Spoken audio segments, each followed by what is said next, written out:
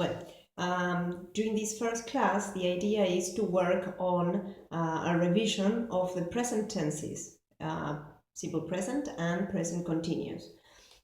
In the material, you're going to find the form of both tenses. I think that the material is very clear. You have some theory, some explanations, a lot of examples, and then some exercises.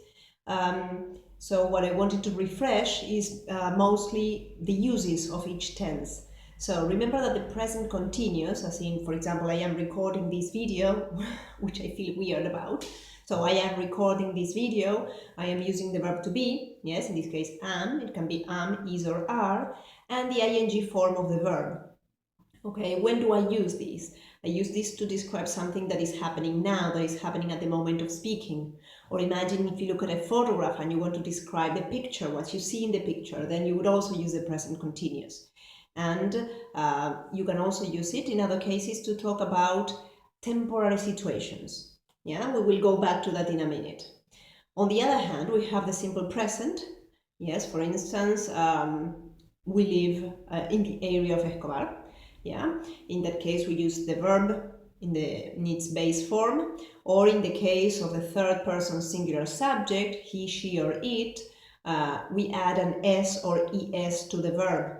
Again, you will find in the material refreshment of the theory of when it's s or es. That's a spelling rule, okay? So you would say, I don't know, my son plays football every day, for instance, yes? And in the interrogative and negative forms, we need to use the auxiliary forms do or does. When do we use this simple present? Well, we use it to talk about routines or habits, yeah, or things that are always true. For example, if I say the sun rises in the east, that happens every day, okay? That's not a habit, that's not a routine, but it's something that is permanent, yeah? So going back to what I mentioned before about the present continuous being for temporary situations and the simple present, as I said now, is for permanent things, imagine these two sentences. If I say I live in Escobar versus I am living in Escobar, what would be the difference? What do you think? Yeah. In the case of I live in Escobar, that's a permanent situation. That's where, where my house is and where I have lived for a while and where I am planning to stay.